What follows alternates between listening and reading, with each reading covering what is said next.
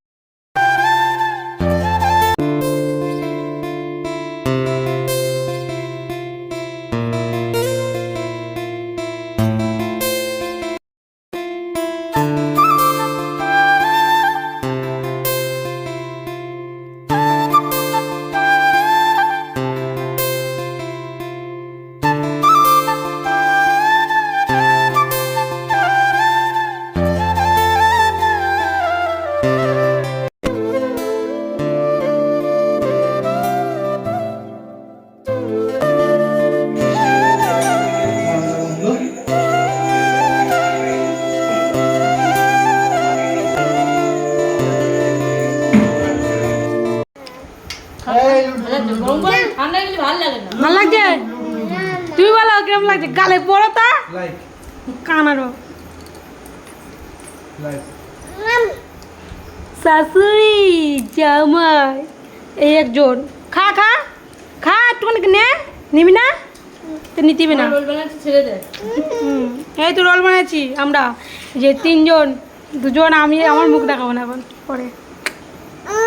খাবে না, ওই খাবে, আমি